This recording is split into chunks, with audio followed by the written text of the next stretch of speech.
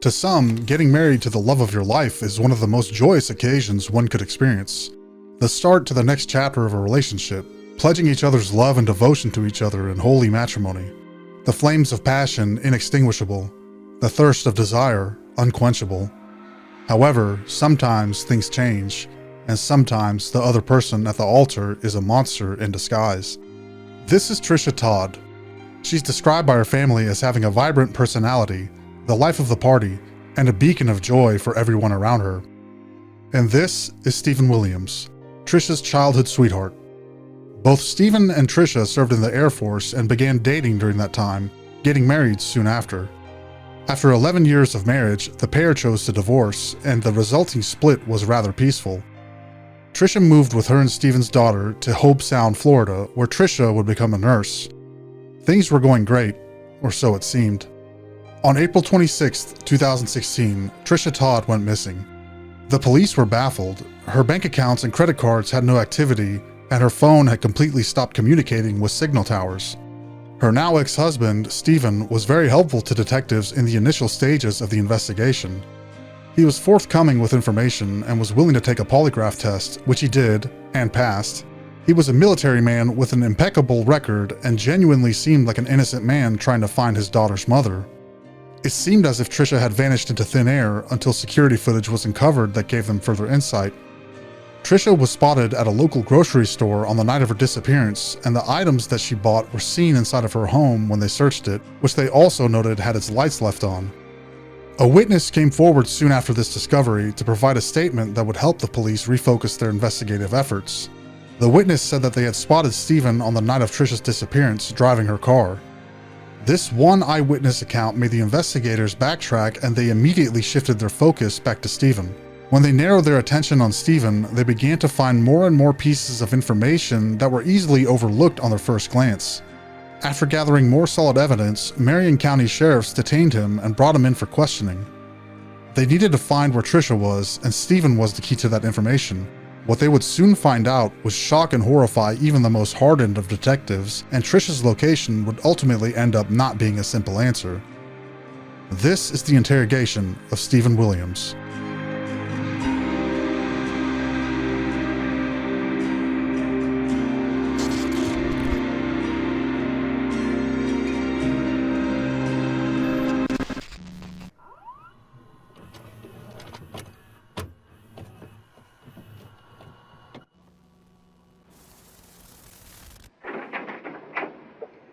Hey Steven, how you doing? Good. You remember talking to me earlier? Yes. I'm Dan. Listen, you want some water or anything? You doing all right? It's all right. You don't want anything? Just one. You do want some water? Yes, please. Okay, let me get you something real quick. I'll be right back. Thank you. The week of April 26, 2016, Steven Williams traveled from North Carolina to Hobe Sound, Florida to spend the week with his daughter Faith. Steven would tell investigators that their daughter wasn't feeling well, and he asked Tricia to come over with the baby. Cell phone records verified this statement. Steven would state that when the baby fell asleep, Tricia left, and that he thought she went home. Tricia was supposed to pick up Faith in the morning, but she never showed up, and would later not show up to her nursing job either. This was immediately alarming. Tricia was a highly disciplined person, and this behavior was so uncharacteristic that her family and coworkers would immediately raise concern. All right, listen, I want to kind of talk to you about what's going on with this, okay? And I've been involved with this case from the beginning, okay? And I've seen everything that we have. I've seen all the interviews. And at this point, I know we come in and we talk to you over and over and over again. We've talked to you in Raleigh, we've talked to you here, and we've always talked about the past. What happened that night, what happened that night, what happened that night. What I want to do is I want to kind of talk to you about the future, where we're going from here, okay? Now, you've already heard about all the stuff that we got. I mean, there's no question about what happened that night. We know that it's more than you're telling us. We know that you were involved with her death. We know that, okay? So the question is not what happened or anything like that. What we need to understand is going forward, okay, there's going to be a trial, okay? There's going to be press. There's going to be everybody looking at this. You've seen how these things, they get huge. the media gets involved, and everybody's going to have an opinion about what happened, and everybody's going to have an opinion about you and your relationship and what kind of person you are, okay? And the thing that we're trying to do here is, I talked to you earlier, you're a nice guy. I like you. I mean, I think we could be friends, you know, in different circumstances, but here's the thing. You know, there's going to be two narratives going forward, okay? And what I want to do is try to give you the opportunity to kind of tell me more about what narrative actually happened. News of Tricia's disappearance first came out as just a missing persons report. Marion County Sheriff's first impressions were that a normal mom just didn't come home one night and that there was no reason to suspect foul play. Her family notified the sheriff's department after she failed to show up to the hospice where she was working. When they went to Tricia's house, in their words, it was like the Twilight Zone and that Tricia had vanished into thin air. No one had heard from her, no one had seen her, but oddly enough, her car wasn't in the right place. There were groceries left on the counter, the lights were on. The sheriff's concern was growing quickly, and they immediately switched into actively searching for Tricia. Okay. So what we're looking at is, you know, there's the one option, okay? And that's the option that you were kind of getting earlier when Tom was in here, which is, you know, you planned this? You came down here with the intent purpose to hurt Tricia? That you planned to ditch her car here in some calculated way, and you planned to go put her in a certain place that nobody could find her and all that kind of stuff? And that sounds pretty bad, right? I mean, you wouldn't agree with that, okay? Now, the other alternative is that, and like I said, we know what happened. We know that, you know, that something beyond what you were telling us happened in the house. But I think the more likely story is having seen, I mean, trust me, I've been here, you haven't seen me before involved in this, but I've seen you, okay? I've done a lot of research in your background, and I know what it was like with Tricia. I know what kind of stuff you went through. I know she had a wild streak when she was younger. I know what she did, and she came after you, you know, in that domestic thing that happened before. I know how that started, okay? We've seen the reports. We know how it all happened. We know she went back and said, no, the whole thing was made up because she started it, okay? The last person to see Tricia, Steven, said that when she left, she did so on her own accord. There were no problems, everything was amicable, everyone was happy. Law enforcement was dumbfounded. What in the world happened to Tricia Todd? With nothing else to go on, investigators looked deeper into some of Tricia's personal items, like personal information on her cell phone, and most importantly, her journal.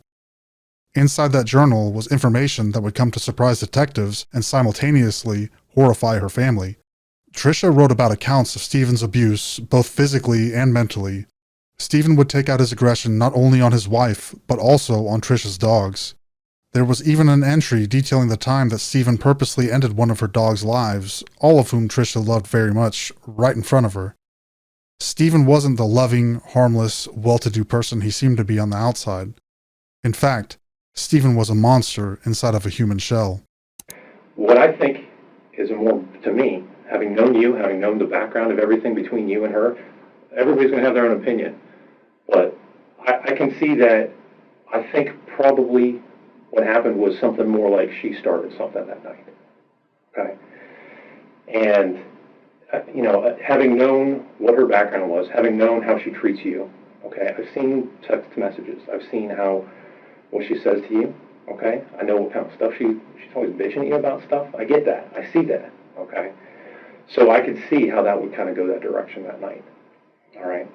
So what I want to do is try to set the stage so that you can actually tell the narrative about what actually happened, which is not that you planned all this, okay? Not that you planned down here to come down here and kill her and send her out into the woods like some sort of mass murderer.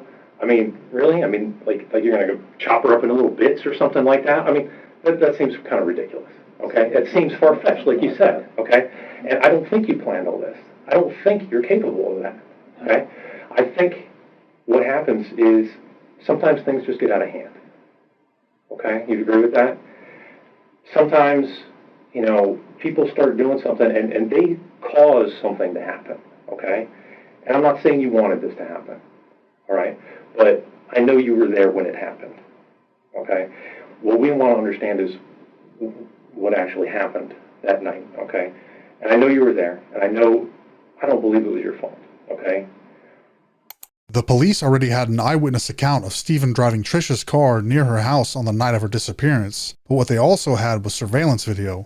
More specifically, they had surveillance footage near Tricia Todd's house that showed a black male with the same build as Steven, wearing a very large military rucksack on his back, camouflage fatigues, and a skull cap, running through the shadows with what appears to be intent. The incriminating evidence is beginning to pile up higher and higher, but Steven is almost completely unwavering in his version of events. So what I imagined something to be, is maybe you guys got in an argument. Maybe it was over the computer, maybe it was over the gas, maybe it was over whatever, okay? Any little nitpicky thing that she's going to get on you about, which she always did. I get that, okay? And things got heated, okay? You're down here to try to see your daughter, okay? You're a good dad. You're trying to be down here to spend time with somebody that you care about, your daughter. And Tricia's here again, and unfortunately, Faith wants to see Tricia, and Faith is calling for Tricia. I'm sure that doesn't make you feel that good. She's trying to spend time with your daughter, okay? It's okay. But it's, and Tricia came over, but then things started getting kind of ugly, okay? And I'm sure she started it. And you didn't want to get involved in that, okay? But if she starts pushing things, she's not going to back up. She's unrelenting, okay? I've seen this, okay? I've seen the history. I've seen the background of how this works, okay? So what I could see happening is maybe she came at you and, just defending yourself, she falls. Maybe you didn't realize how hard you pushed her out of the way, but you're just trying to defend yourself. You see what I'm saying? I'm not saying that you tried to hurt her, but I'm saying that it's clear that something happened there, and that resulted in Tricia getting injured to the point where she was deceased. Steven would stick to his story for some time, but he would eventually change his story, finally cracking his credibility with his own words. Steven would deny knowing how it happened, but would admit that he found Tricia dead, and he was so scared that he chose to dispose of her body. The gaps in logic are obvious, but this is the version of events that Steven chose to tell Detective Dan Dulac.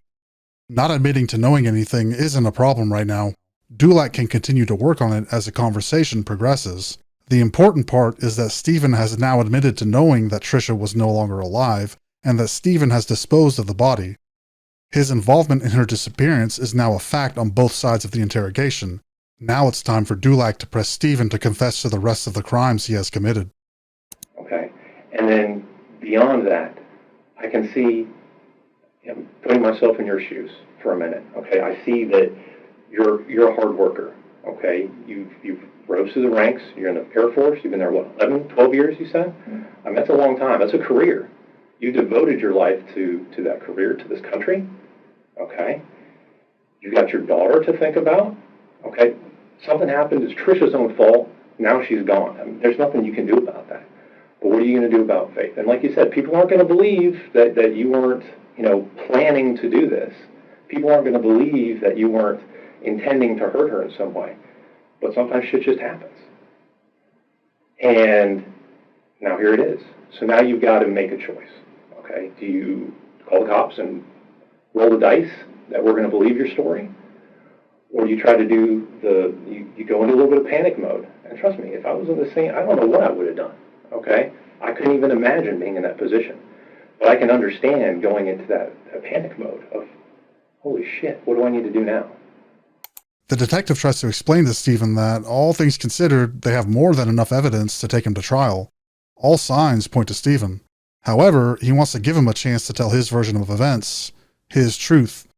He positions it as if he tells the truth, he'll give the family some closure, and he'll come across as more remorseful instead of a monster. As we've covered in other videos, the police are under no legal obligation to tell the truth during the course of an investigation. With what they have now, they couldn't really take Steven to trial for first-degree murder with any sort of confidence. Detective Dulac opts to put the pressure on Steven. This is a risky move. Steven was a military man after all, but he was not an investigator, and the cards are heavily stacked against him being able to lie his way out of the situation he's currently in. The certainty in Steven's guilt is ripe, and Detective Dulac is ready to pluck the fruit of justice.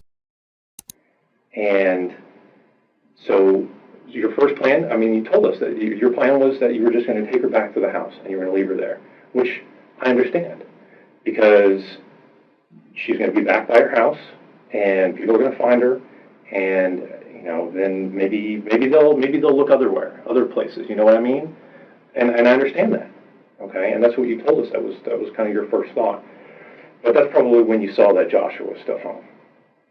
So, and now you're not going to run the risk of him coming out when this is all going on, because I mean that's not going to look well for you at all, right? I mean, if Joshua comes out and sees all this, he's not going to understand. He's obviously going to think that you planned this and did this intentionally.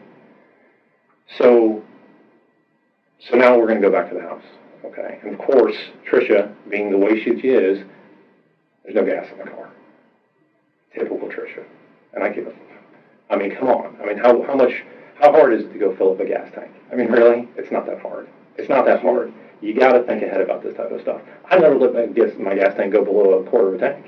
That's me, but I pay attention to that stuff. My wife, she'll run that gas tank out all the time. And then next thing you know, I got to go out in the middle of the night because I got to run and get groceries or something. Now I'm also getting gas because she didn't think ahead about it. Okay. So now, well, obviously you can't go to the gas station in her car because she's in the car. That's not going to look good, right? So, in what would seem on its surface as a misstep, Dulac speaks nearly non-stop for about a half an hour. Steven's addition to the conversation is mostly nonverbal affirmations and denials, head shakes and nods. We want Steven to be the one talking, right? In reality, this is a strategy that interrogators will use to manipulate suspects into believing they have no other viable maneuvers or excuses available. They are led to believe that there is an overwhelming amount of information and evidence against them, and any possible lie, excuse, alibi, or otherwise has already been debunked. Detective Dulac continues talking, mostly speaking in statements or rhetorical questions, and at times repeating himself. Even if Detective Dulac is not telling the truth or repeating something he said a few minutes before, these are essentially inconsequential. The strategy's power lies in the conversation being one-sided with a matter-of-fact tone and overwhelming suspects into ultimately telling the truth. But if you don't tell us the truth about what happened, it just continues to make it look like you're lying to us to cover up something more sinister, for lack of a better word. Like you intended this to happen, and now you're covering it up. And I don't want that to be the story. It's not the story. And I know. And that's why I want you to have this opportunity to tell me the truth about how she became injured, how Tricia lost her life. Yeah, you do. Okay? And I know that you were in the house. Like I said, I can prove. But I didn't do anything to her. And you're not hearing me. Okay, you're not hearing me. Okay, I'm not saying that you did anything to her on purpose. I'm not saying that you hurt her. I'm not saying that you laid hands on her. Okay, but I do know that you know what happened to her. I know that you know what happened to her. I know you were in the house. I know it. Okay, and I can prove that. And I don't want to have to get up on the court on the jury in the stand and explain to the jury that even after giving you the opportunity to tell me the truth about what happened, to tell me the truth that you're not this cold-blooded murderer who came down here to kill her. I would never do that. You can tell me that, but you continue to tell me a lie about what happened. You continue to tell me a lie about how you found her dead, how she came to be injured like that. And I know I don't want that to be the last thing that we hear about this. I don't want the last thing that you're able to tell us is this lie about how she got hurt, because that is the most important piece of this. There's no question that she was killed. There's no question that she was taken out into the woods. But the problem is that the narrative was that the actions of someone who was panicking, and a jury could completely understand this? I did. I didn't know what to do. I don't plan these So things. explain to me. I don't know what you do in these situations. And I know you didn't plan this. Detective Dulac, like most interrogators, is well versed in the read technique, which is the standard method for interrogation. The read technique is especially useful in extracting information from otherwise unwilling suspects due to its application of known average human psychological conditions and weaknesses. While the read technique is structured to be performed in a particular order, detectives will often need to apply the steps in the order that flows with the conversation. People are, after all, vastly different from one another, and forcing a suspect into a rigid conversation will unintentionally create barriers between investigators and suspects. Dulac employs step 2, shift the blame from the suspect to a different set of circumstances. He tells Steven that he doesn't think he did it on purpose, that it might have been an accident. Steven now has the option to confess to the crime by creating a scenario where Tricia lost her life by accident. Steven can say that he panicked because he thought this would be looked at as a homicide instead of an accident. He has the option to say that he was scared of how police would view what happened and that he hid her body out of fear and not malice. Does any of that matter? Will that make Steven's punishment or charges any less? Absolutely not, but it's an easier pill for suspects to swallow versus being a cold-blooded murderer. And that's exactly what I'm saying. That's why I'm trying to give you the opportunity to explain to us how it happened, because it was not planned. You did not attack her. You did not try to kill her or try to come down here to kill her. Never. But things happen. And we need to understand what it was that happened in that house before the whole gas thing. I know it happened before the gas thing. I know it happened before you went to this computer thing. I know that's not the truth. I can prove that this is not the truth. I need to know the truth to be able to tell people that you're not a serial killer, that you're some psychopath who has no remorse over killing the mother of your child. But you know that's what's going to be in the paper.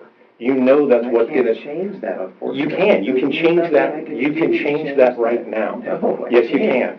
Yes, you can't tell you anything other than what I've told you. No, you can tell me the truth. And that's the problem. And nothing makes it better. Nothing I say makes this better. It will. And it doesn't matter. Because there's a huge difference between we got an argument, it got physical, she started it, she got hurt. That's not any better. That's no better. No, tell me. The same scenario. That is miles better than I came down here with a backpack full of tools, ready to kill her and drag her out in her lifeless body into the woods. It was just clothes. It was just the clothes that didn't fit. You heard the narrative that you told. But it was you told us. I had a bag. I had clothes. Yeah. I had water. Yeah, I had not snacks. already in there. What? No. I'm saying, you got the bag, and then after all this is done, all this messy business is finished. Now you get rid of that. That looks awful. That looks like a murder bag. That looks like, oh my gosh, she came down here with this bag, and I don't think it was.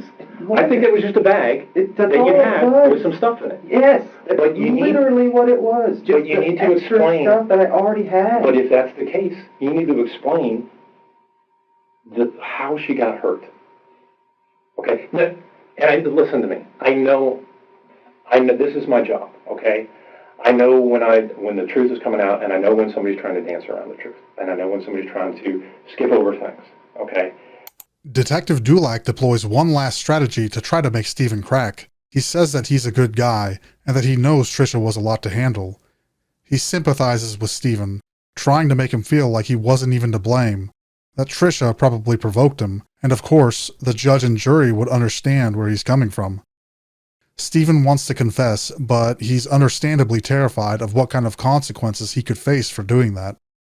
Steven tells Dulac that, if he tells him another story, nobody will believe it, because it would now be the third time he's changed his version of events.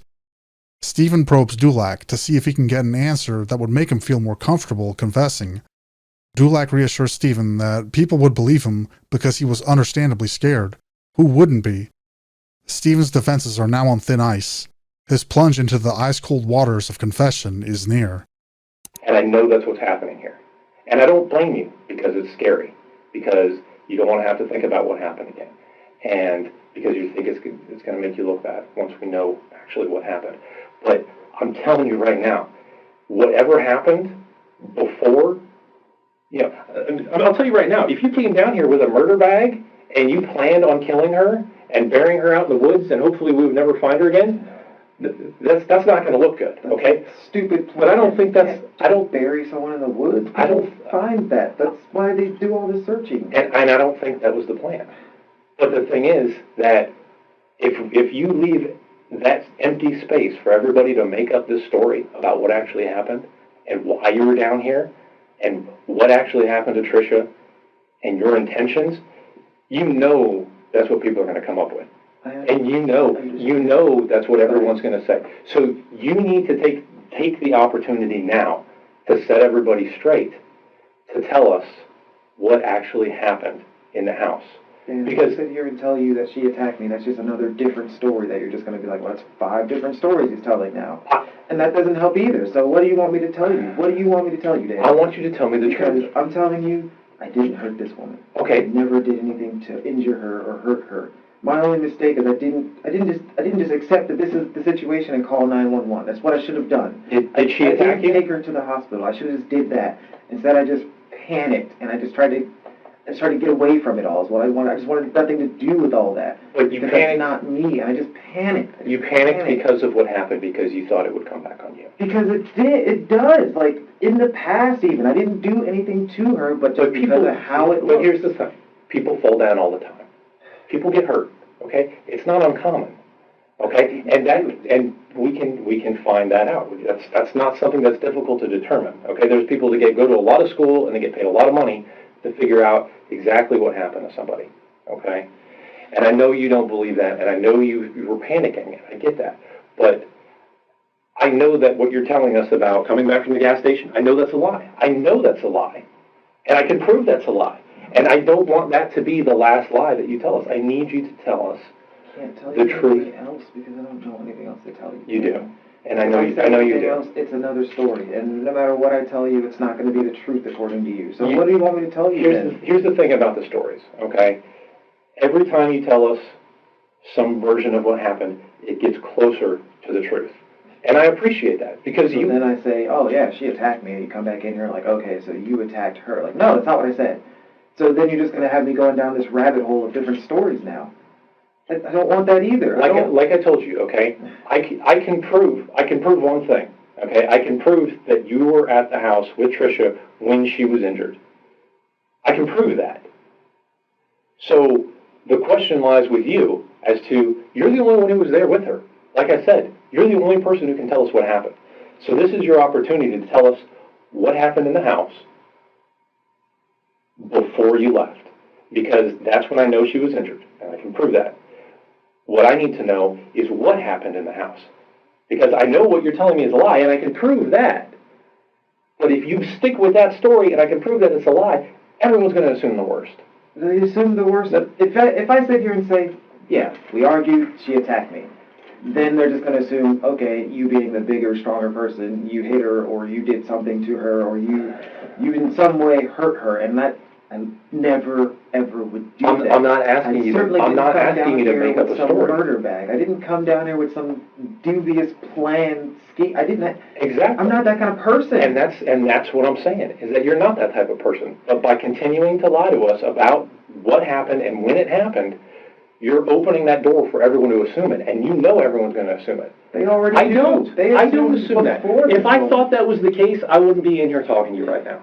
Because if I thought you had this murder bag and you came down here with the express intent to kill Tricia, I'd be like, you know what? Never. There's no sense in talking to this guy. He's a psychopath, and he's not worth anybody's time. That's why we're divorced. But I'm not going to murder the woman. But I'm not going to. That's why I want to come in here and talk to you and try to give you the opportunity to set the record straight and tell us the truth about what happened with Tricia.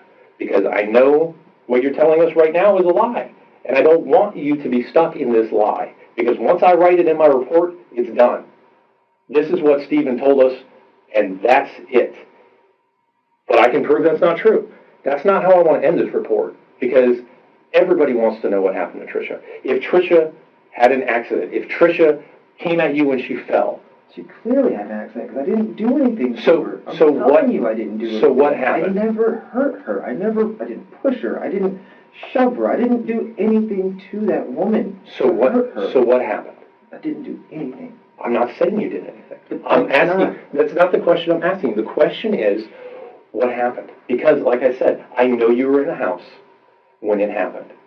I know you were there. I can prove that you were there. And if you don't tell me the truth about what happened now, then you're going to have to forever live with the fact that you lied about it, and then it's going to come out in court that we know he was in the house and he's lying about it, and that looks awful. That looks like you knew exactly what you were doing, that you need to cover this up because what you did was so horrible that nobody would understand. Yeah, I don't think that's the case. I don't think that's the case at all. Then why even go with that if you know that's not the case? I'm not saying that. I'm not saying that's what I think. I'm telling you, you know that's what everybody else is going to think. You know that once this thing gets on CNN and Fox News, I mean, they're going to put your mugshot up there, regardless and of what I you say. leave that void. You leave that void where they can tell whatever story they want. They're going to tell because whatever story, regardless of what I tell you, man. It doesn't matter what I say. The news is not going to lie about something. Yeah, they will. They won't, because they can get in big trouble. If we have evidence that you said that she attacked you and that it was an accident or something like that, whatever the narrative is that you tell us, and we can say, you know what, this is the closest thing that we can get to the truth. We believe this to be the closest thing to the truth, because you can never find the absolute truth. It's very, very difficult, okay? But the thing is that if we're sitting here and we can know that you're lying to us, that leaves this giant gaping hole where anybody can put whatever they want in that. Because a lie is a lie. It's not the truth. If we know, well, that's not the truth, what goes there? What fills in that spot? A murder plan. I don't think you did. I don't think you did. I didn't have a murder bag. I don't think you did. I don't know anything about this nonsense. I don't know. You know it looks like that. It looked bad from the get-go, and that's why I panicked from the get-go, because it looked so bad. But you need to take this opportunity to tell me the truth. Because I don't want you to have to live with the fact that you lied to us about this whole gas thing and coming back and trying to. There's no point. There is a point. There is a point, because this is a huge difference. Because someday in the not too distant future, you're gonna not don't worry about the media. Don't worry about what your friends and family are gonna think. Don't worry about all this stuff. Really not. You're gonna have a jury. That's my deciding your fate. I feel like no matter what I tell you, it's not going to make a difference with them. It's going to make a huge difference. If I tell you another story of we had an argument and fought, then they're going to be like, well, what happened to the other 2-3 stories he told? Why wasn't this the story? Because you were scared. And I scared. understand you're scared. Now, I was scared then, I'm scared now. You've been scared throughout this entire thing. Your actions look like somebody who's planned this and look like somebody who came down here to murder you. But I can see they're actually the actions of someone who was scared. But you need to explain to them that you didn't just come home and you saw that she fell down and you got scared. That doesn't make sense to a jury. Regardless. They're not going to buy this. They're not going to believe you. And they're not going to buy anything. They're going to believe the truth. They're going to believe the truth. All of it from the get-go was just unbelievable to me. All of it from the get-go was one of those, like, I'm living a nightmare. I'm living some shitty Lifetime movie special is what I'm living, and it's bullshit, because I would never hurt that woman. I would never. So tell us what actually happened in the house. No. What actually happened in the house? The only way that we're going to be able to move forward from this is for you to because I'm telling you, I'm being straight up with you. I'm being honest with you, okay? I've done this investigation. I have all this forensic evidence, okay? We have a bunch of people who have gone through all of this forensic evidence, and we can see what you're telling us the truth about and what you're not telling us the truth about. And I can tell you right now, the biggest glaring lie is that I know that you're lying about that she was already on the ground when you came home. I know that's not true. I know that's not true, and I can prove that in a court of law to be not true. So you have to take this opportunity. I'm giving you this huge clue.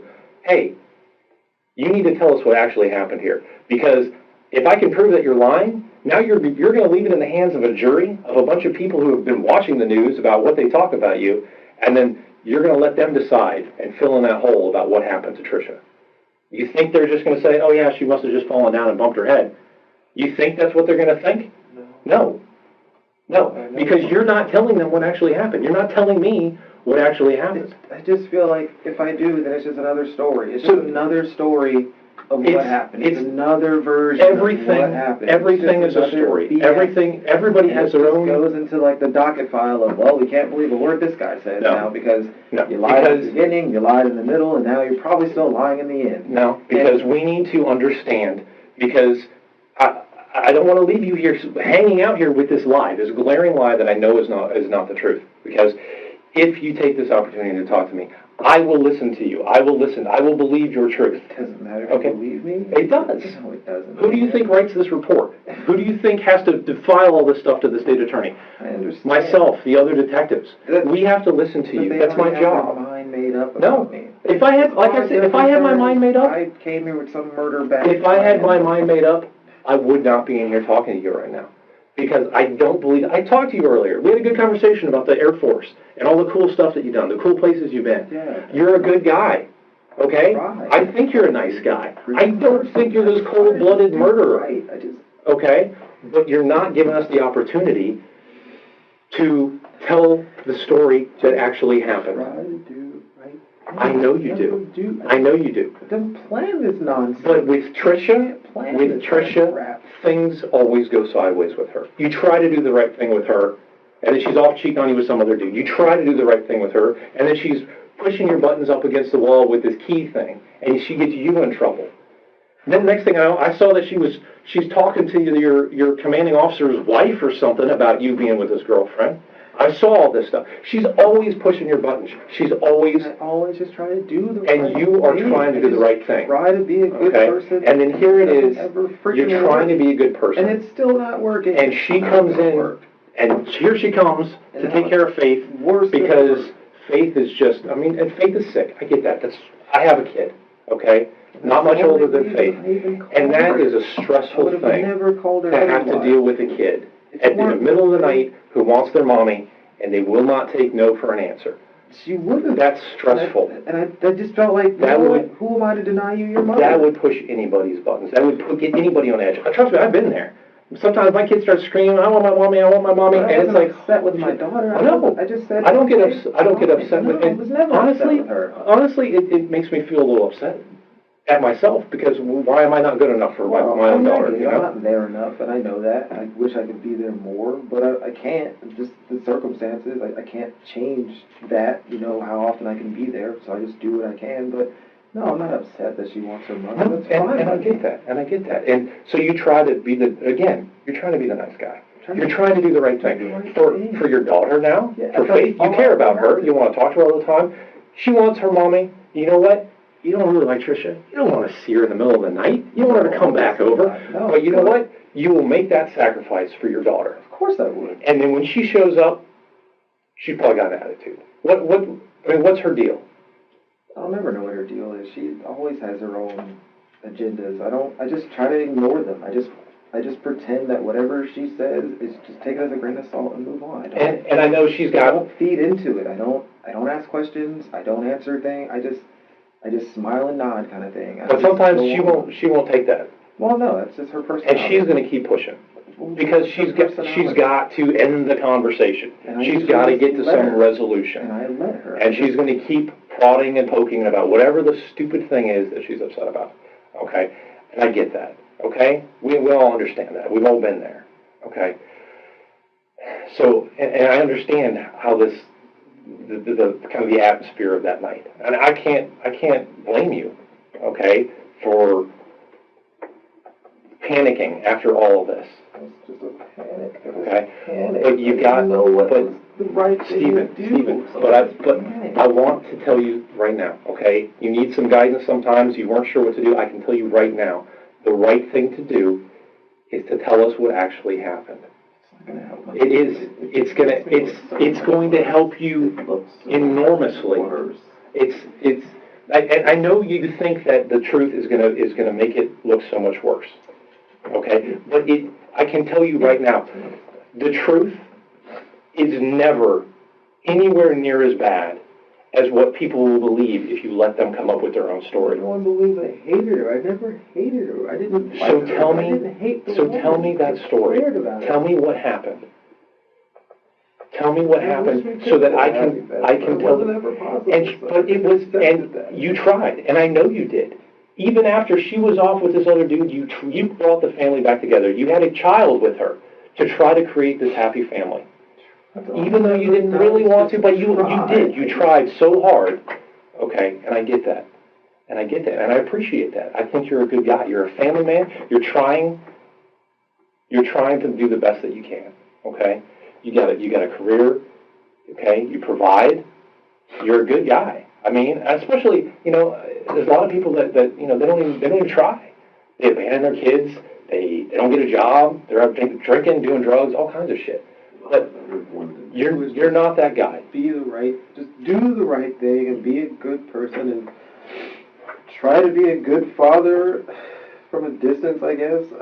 And you did, and you were doing a good job, okay? But sometimes people throw monkey wrenches into your plans, okay? And you're trying to do the best that you can. You're trying, and I can see that. And like I said, I've seen all your guys' communication, all your text messages, and how you talk to each other. And she was trying you. You wanted to talk to your daughter. You wanted to be there for your, because you don't want to just abandon your child. No, you don't want her to not have a father. You're doing a good job as best as I could. I know, because of the military and her living in Florida, I can't always be there, but yeah, I'll try to be there as much as I can. And that's why that night you gave in. You said yes. I know. I have a daughter. Daughters always get what they want, no matter what. They always get what they want, no matter if you don't want it or not. She wanted mommy.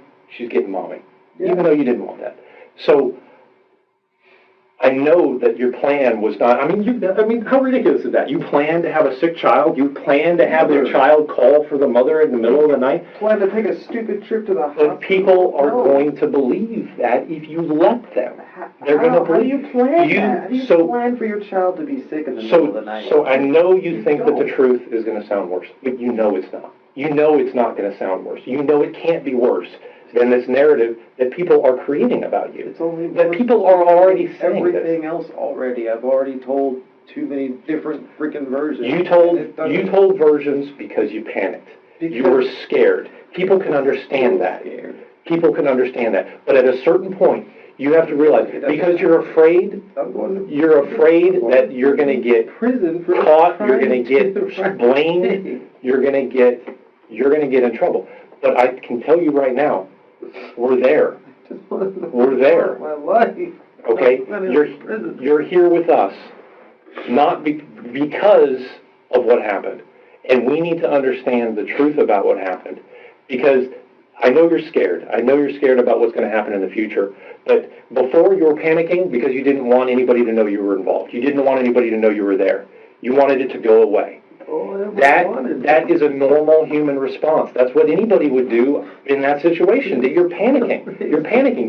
It's a reasonable thought process that people can understand. But what we can't get past is you continuing to lie about what happened. And I can't let you continue to lie about what happened. I need you to tell me the truth about what happened. I know you were there. I want to give you the opportunity to tell me what happened. It seems as if Detective Dulac has finally broken through to Steven. He is ready to confess in full for the first time since Tricia went missing. Dulac now stops talking and lets Steven share another version of the truth about the night of April 26th, 2016.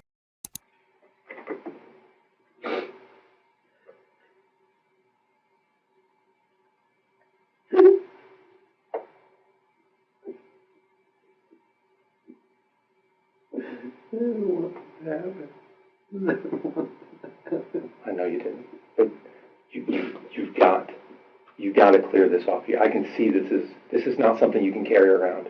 It's not something you can weigh you down for the rest of your life. So many times did it say the truth or talk to a counselor? I didn't even know what to tell them. I didn't even know how to tell them. I don't know, and it's impossible for somebody who's outside to understand sometimes. But you got to let us know the truth about what happened, so that you can move past this for yourself. You got to get this weight off of your shoulders, because it's going to destroy you, and you can't let that happen to yourself. You've regardless of what happens from here, you still have a daughter. You are still a father. You still have somebody you're responsible for. Okay, and you can't at this point, I'm in one way or another. I daughter can't. No, that's not true. It's and don't think that's the truth. Okay, I can't guarantee you what's going to happen. Okay, it's not up to me. But what I can do is I can tell you that we need to know the truth. That Faith needs to know the truth about what happened. That everyone, the families, they need to know what happened. Because you cannot let everyone else make up their story. Do you want Faith to come up with some story? Do you want her to believe these stories that people are going to spin about you because you continue to lie to us about what happened that night? I know you were there. I know you know the truth. You need to tell us so that we can just put a pin in this and say, now we know the truth. It does. It does.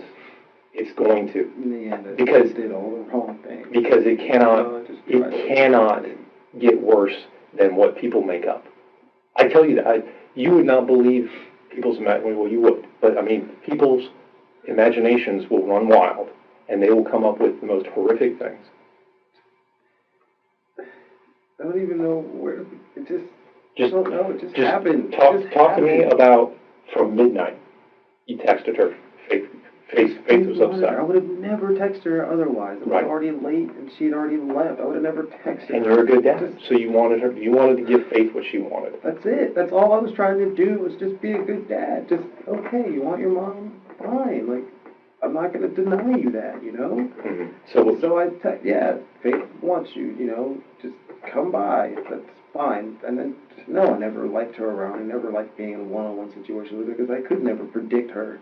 I don't know the version of her I'm getting at that moment. And so, no, I never liked being in a one-on-one situation just because, just like now, there's only my word or her word or whatever. And I can't change how things freaking look.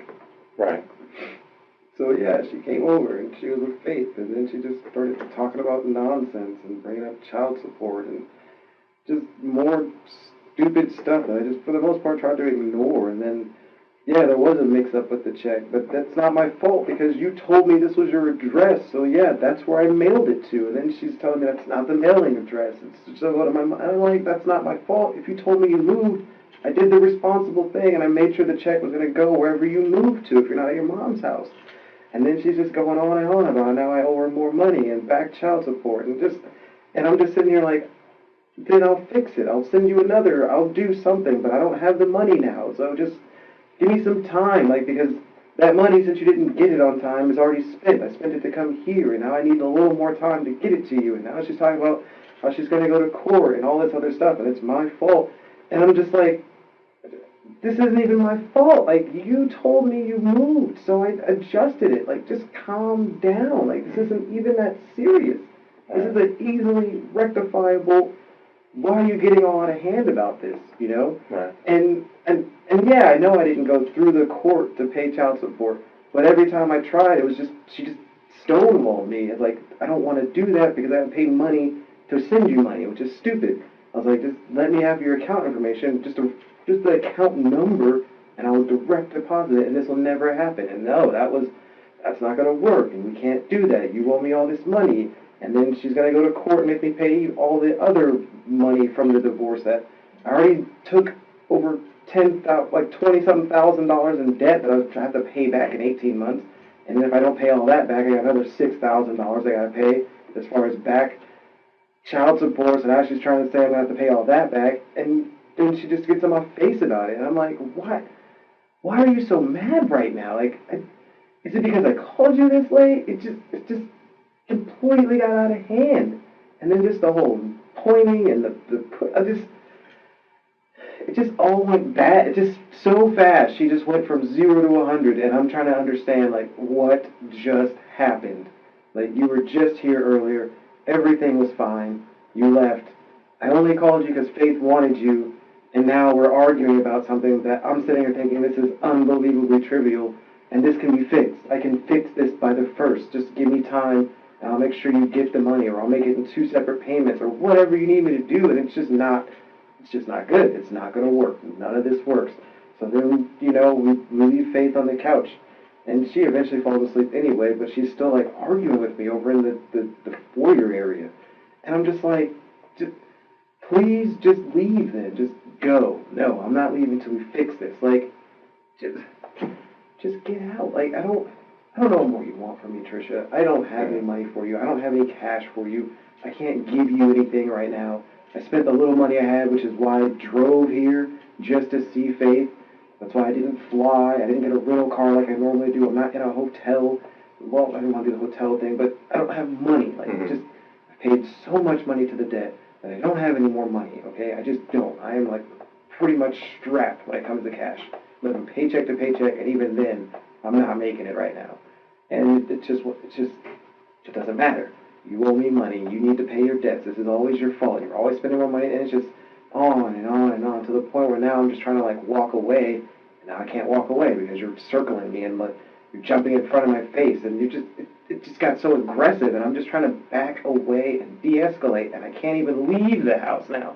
You know, I don't want to push you. I don't want to touch you. I don't want anything with you because I'm just thinking about flashbacks of before, when you just blew all this shit up for no reason, and then now I'm getting arrested, but only after the fact did you go and, you know, say that it wasn't my fault. No one else knows that now, but only after the fact that I got arrested. All I'm thinking, just flashbacks. I go to push her away, and then she gets really pissed about that, and then she gets even more aggressive and in my face and pushing me back, and I'm like, would you please just stop? Like, I don't want this. I don't know what's going on. I don't know why you're so mad. I don't know if you took a freaking crazy pill on the way over here, and that really pissed her off, and it just escalated, and then I just moved her away, and then she slipped.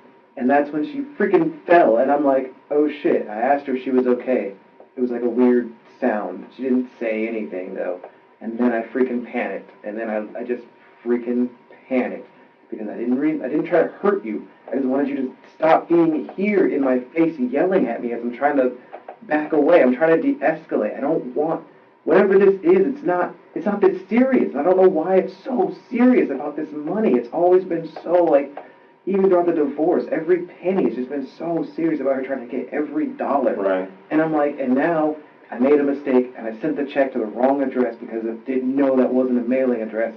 And I can't explain where it is because I didn't even get it back in the mail until a week after that. And it just went so fast. And then I pushed her, and I didn't push. I was just trying to get her away. Just please stop yelling in my face. It's like, just, you know, like if she was at that distance, fine, but she wasn't. She's just right here the whole time, and I'm like, please, just stop. And so I went to move her away, and she slipped, and she hit her head, and I didn't mean for that. That wasn't my freaking fault. I wasn't.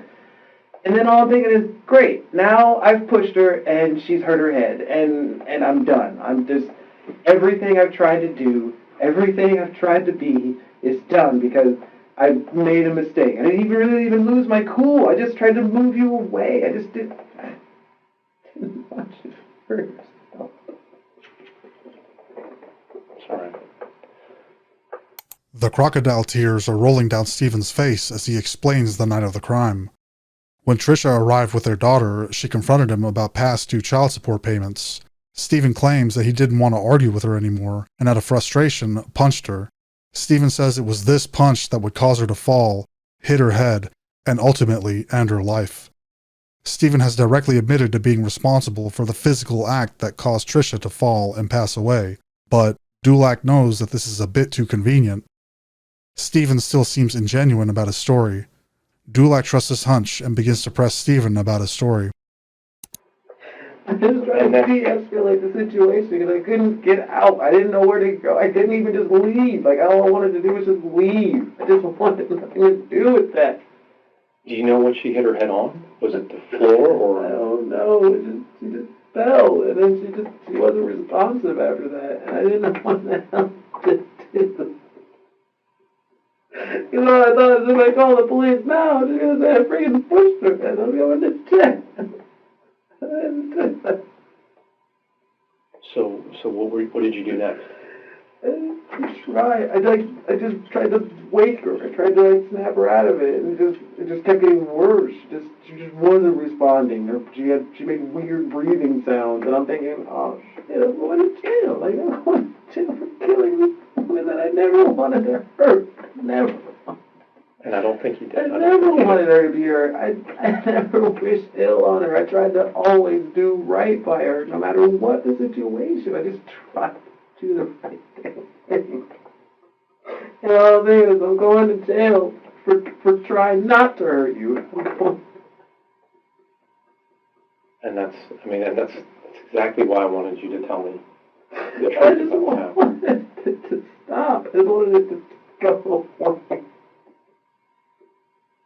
I just wanted to just go back. I just... Okay. And that, I believe you. I believe everything that you just told me. Okay, Steven? Doesn't even matter. It does.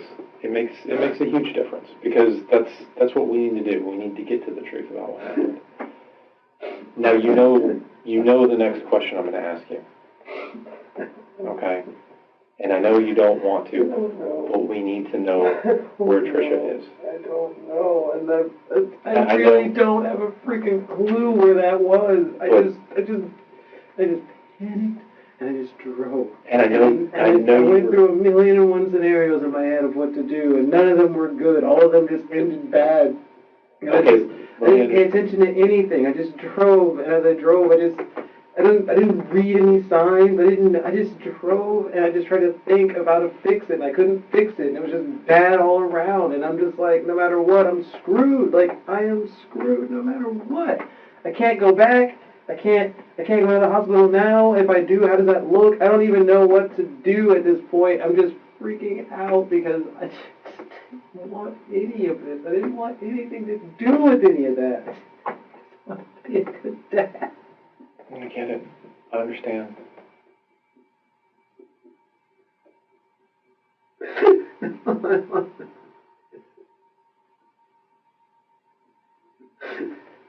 All right.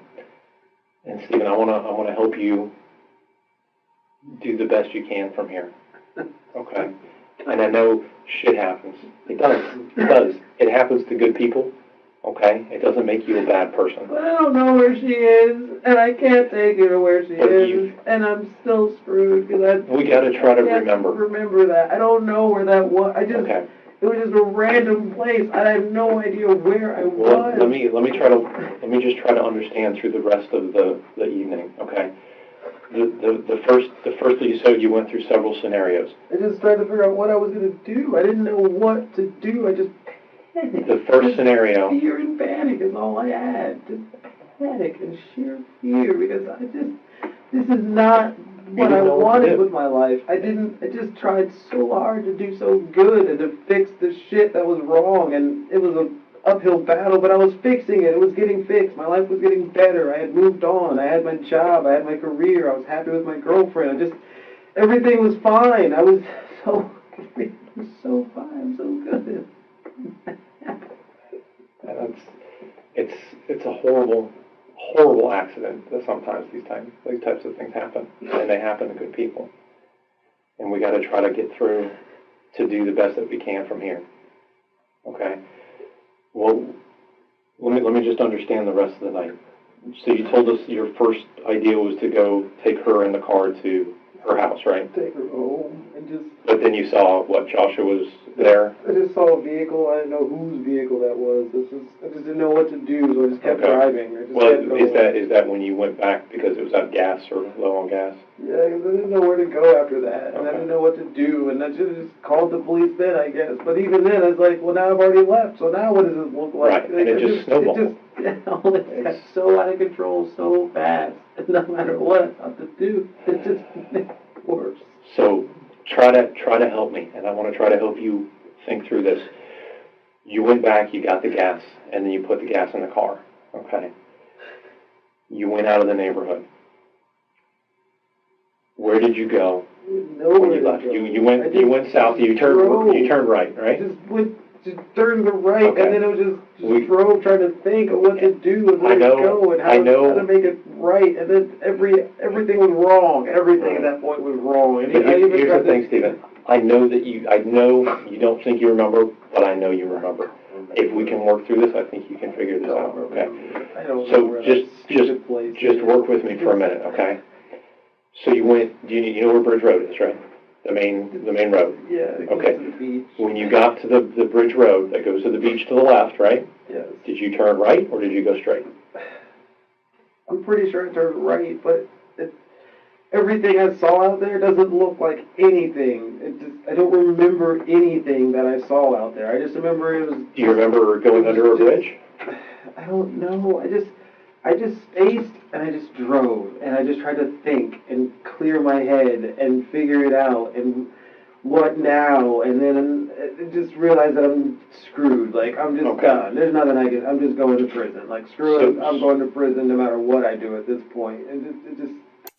Steven says he has no idea where he left Tricia's body. He has no idea, hint, general location, nothing. He's trying his absolute best to avoid giving any straight answers to Dulac because, well, Steven still isn't telling the truth, as we'll soon find out. Steven knows that when they find Tricia, his fate is sealed. He will die in prison one way or another. This is the last hill, and Steven has now decided to, figuratively, die on it. Steven says to Dulac that Tricia looked calm and peaceful as he left her body deep in the woods. So you drove for a while, right? Couldn't explain it. And I get that. That's a lot to think about. That's a lot to carry around with you. Okay? And this has got to have been tough for you these last couple weeks. I wanted to tell, but I don't know how to tell it. It's already so far past. It's never too late. It's never too late, okay? And that's why I wanted to give you this opportunity, because I want you to tell us the truth. I want you to have that opportunity. But I didn't hurt her. I never... Here's what I need. We have so many people are looking for her and want to know where she is. Okay. Will you continue to work with us to try to figure out where she is? You will? No. I know you don't think you know.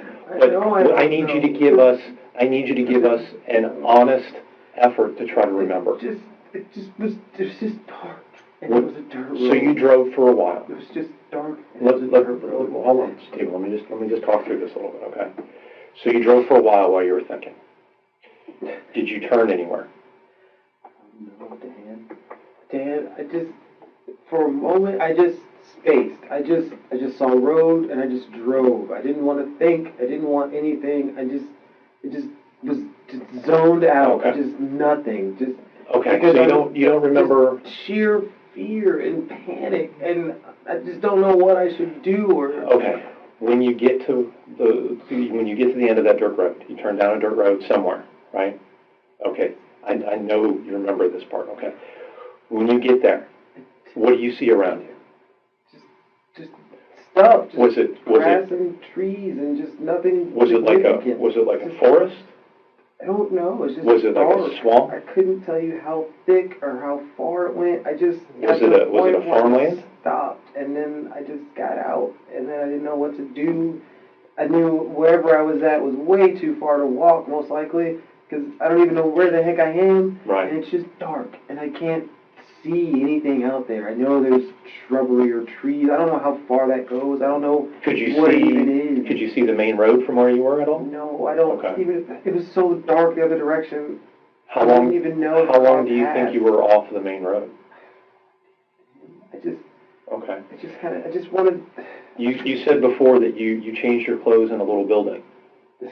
Where was that? In the building.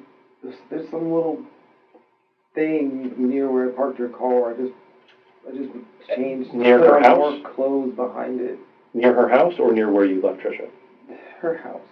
I drove back, and then I just... You changed after you drove back? Because I didn't know what else to do, and I just... Like, well, the bag has clothes. I can just put more clothes on, and I didn't know what to do. And Steven, okay, here's the next thing now I need to understand.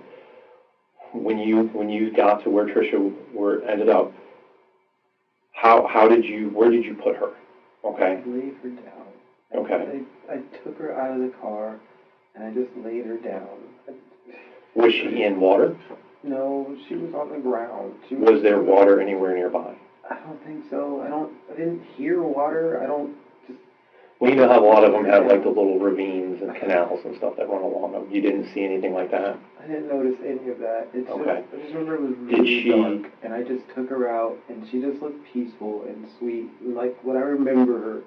You know, the way I would like to remember her. If I don't ever talk bad about her, I'd feel that. not like love, but I care about her. You had a life with this person. I was married 11 years to her. Yeah. Of course I still cared But about her. you created a life with this person. You're always going to have some peace together. I get that. No matter what else happens, the money and all that other stuff. Just didn't want it. And that's why we need to... She just looked peaceful. We need to do everything that we can to bring her home now. I know what happened. I know, and that's done. It's in the past, and that's what I want. And I told you in the beginning, I want to talk about the future with you. We're done talking about the past. We know what happened in the past. We need to get beyond that. We need to find her. We need to bring her home. I don't know. I honestly, after all this time, every day I sat home thinking, today they're going to come knocking on my door. There's no way they're not going to find her. I don't even know where I left her. Did you? I didn't even try to cover her up. I just laid her down. So I was hoping beyond belief that she would be okay. You knew she was peaceful. You knew she was at peace at that time. I know you were hoping. But you knew. You knew that was not the case. And it's horrible and it's unfortunate. But like you said, and that's just what happened. And bad things happen. But so you're telling me you did not cover her up at all? I didn't even Did you? I didn't even know I didn't know what to do with her. Everything, I thought, like, okay, if I bring her back, but then it's like, why did you go anywhere in the first place? And then it's like, if I go to the hospital, then I don't know how to explain to them that I didn't do this to her, and it's just all just done so bad. I just wanted it all to end. I just wanted the whole thing to just stop and just go back. Okay, and I know this is tough, and this is something that you don't want to go back to, but I need you to try to think really hard about what it was like there, okay? Because we've got to do this. We've got to bring her home. And I need you to help us do that. If I could take you, I would take you. I know. So I could show you that. I know, and that's what I'm trying to do. I'm trying to get you to help me. I'm trying to help you to remember what you can. 5 weeks would pass after Steven's confession, and thousands of man-hours of a massive search had turned out fruitless. There was still no sign of Tricia Todd. Steven was charged with the murder and accepted a plea deal. In exchange for giving a full confession about what happened between him and Tricia and where her final resting place was, Steven would receive 35 years in prison. They thought their ultimate goal was to find her body and give her a proper burial. Investigators believe that Steven had actually strangled Tricia instead of his story about her hitting her head after being punched. After signing his plea deal, Steven would confess that he packed her remains in a 2-by-3-foot plastic box. He then drove to the Hungryland Wildlife Reserve with Tricia in the container. Steven removed her, filled the container with acid, and dismembered her body with a chainsaw to make sure she fit into the box. Steven then led authorities back to the reserve and planted a flag on the 3-foot grave he had dug for her. How long did you sit in the car once you got there? Yes, I just stopped and I thought, and then Was that for a long time that you thought? No idea. Once I got down this dirt road, I kind of realized, like, I don't even know where the hell I am. I don't even know where this road is going. I just kind of stopped after a bit. I just stopped. And that's why I said it was dusty, because when I stopped, the dust caught up or whatever. And then I just didn't know what to do. Ex-wife was in the back of the car, in the freaking back seat, and Okay. Try to think. I know you don't want to put yourself there, but put yourself there for a minute and think. Try to look around and tell me. You've got to try to remember what it looked like there. I know it's dark. It's just a narrow. It's black, but you could tell. Could you see the stars? It was kind of a full moon, mostly full moon that night. Did you see the moon? I don't remember looking for the moon. I never thought to look at it. But that's going to give you a little bit of light at that time. Did you see farmland? Did you see animals? I couldn't see anything. There was shrubbery. There was foliage around, but I don't know what kind of foliage. I don't know how thick the foliage was. But it wasn't real tall. It wasn't like trees, real tall trees. There were some. It wasn't like, what are they, pine trees? It wasn't like that, but it wasn't like, they weren't like bushes. I don't even know what kind of trees there were. I just know it wasn't a forest. It's just, I don't know. I don't even know how to describe it. Was the road straight, or did it curve at all? It was straight. I'm pretty sure it was straight. It was just like a straight shot? It might have had a slight curve or, I don't know, just a slight, you know what I mean? Like, it's not, I don't know, not like a razor straight. It just... Do you remember passing any buildings? No. No? I couldn't see anything out there, and that's why eventually I just kind of stopped, because I can't see anything. Like, the headlights are on, I can't see anything. I don't know, there's just nothing out here. Okay. I don't know where I'm going. There's just nothingness. So now you need, after you take her out of the car, you need to get back to her place. Okay. I needed to get back. I didn't even really know where I was going to go at that point. I just so didn't know where the heck I was. And I just went back to the road. I just turned around and I went back the direction I came. Okay. And then after now that, think about that. Was that so you just drove down that one dusty road? I just drove back. And then you hit the main road. And then I hit the main road and I figured Was that was probably Bridge Road again? I don't know. I just figured I would turn left because left made sense. Mm-hmm. And so I just drove, and even then I don't know where. None of that stuff out there made sense because I couldn't see anything. It was just road, you know, just road, hard road. And then eventually I knew where I was at because I was back at the main intersection, and like, this makes sense. I know where I am because I've seen that main intersection. So from where she was, you turned left and went straight, and eventually came back to the Bridge Road and Federal Highway. Turned left because if it's a hard road, I figured maybe this is back the way I came. Left made sense. I just turned left and I drove. And none of it looked familiar. None of it. I didn't see any signs even. I just drove left because I don't know. I figured left would be back. How long do you think you drove? I know you don't know exactly the time, but was it? You can remember minutes. It was just a while. 10 minutes, 15 minutes, half an hour, an hour. You didn't have that much gas, so I don't think you drove an hour each way, did you? I don't think so. I don't know how long it was. But it was a while. I just remember going left, and I'm on a hard road, so I'll just follow it to see where it goes. When you came to realize where I am, and I did. And so I was like, well, I'm back in town, and then I didn't know what to do, so I just took it back to her house. Do you remember going under the highway? How do you go over the highway? No, does the bridge go over it? At Bridge Road, there's I'm pretty sure it's under. Everybody sits under that bridge. But yeah, over. Do you remember? I thought it was over. But that's 95. Do you remember passing 95? I remember going over a bridge. I don't remember under a bridge. There was an over, but I don't remember there being an under. And you remember going over a bridge, though? I remember over, yes. I think there's a railroad bridge that you go over.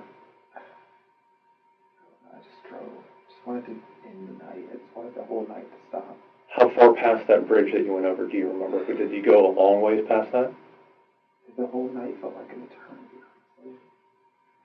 eternity. But you drove for a while? I mean, just try to remember as best you can. Did you drove for a while after you went over that bridge? Yeah, I don't know how far. It just felt far. The worst of the distance. Okay. Is there anything else you can remember about where you were at when you left her? Anything else around? Anything that you can remember to try to help us find her? Even hardened law enforcement veterans weren't prepared for the horrors that would be unearthed. A team dug up the container, opened it, and saw Tricia's torso inside. Tiny parts of Tricia's body, including teeth and fingertips that Steven had removed to prevent her from being identified, were found scattered around the area, mixed in with gravel and shell rock. Divers also found Steven's mutilation tools lying at the bottom of this canal, including the chainsaw and reciprocating saw that he had used to cut her up. Inside of the reciprocating saw was Tricia's hair and some of her remains as well. Investigators would also learn that it was actually well planned before he even left his North Carolina air base to visit their daughter in Florida. Prior to leaving Raleigh, North Carolina, Steven had purchased the acid and traveled to Florida with it. I didn't see anything. I just turned around, and yeah, the road wasn't super wide, so I did, the 3-point turn or whatever. But I didn't pay attention to anything when I was there. I just wanted to get back. Wherever back was, I just wanted to get back, and I wanted the night to just be over. I just wanted everything to just be done. I just wanted it all. Okay. I'm going to do my best, okay? But you know there's a lot of people that love Tricia too, okay? And I know That's you why I didn't. would never come down I know and you do didn't. some craziness like that. And I know you didn't want to. I know you didn't want to take her from them. I know that wasn't your No, intention. I would never do that. And my daughter needs her mother. But the thing is that's a result nonetheless. Faith, Tricia's family, all of her friends, the church, there's a whole community, okay? I'd like to give you the opportunity now to write an apology and try to get that off of yourself. I have no idea what I would say. The truth, because the truth is what? That you didn't mean for this to happen, but it did. Never. And that are you sorry that it happened? Of course Of I course am. you are. Holy crap. I wish I could have found another way to de-escalate it, but she just wouldn't let it go. She just kept pushing it, just pushing the issue about money. And I know. And all I'm thinking is, I don't have any money anyway. Like, just wait till the first, and I'll fix it. You know, just I don't know why it's such a big deal. I know. Didn't even make sense. And this is going to be a lot of weight, and has been a lot of weight. I mean, you carried a lot of this for so long now, for weeks, and that's more than anybody can really take. And I can tell you that getting this off your chest and writing an apology to these people saying you're sorry that it happened this way, that you did not mean for it to happen this way, and although it did happen, that you're truly sorry, I think that's going to help lift a lot of weight. Is that something that you'd like to do? I don't feel like a sorry means anything to anybody. You'd be surprised. What's the point of a sorry? You'd be surprised. People want to know that. Of course I'm freaking sorry. I didn't... I'll get you, I'm going to step out for a minute. I'll get you some paper, okay? And you can think about if you want to do that really quick, okay? I'll be right back.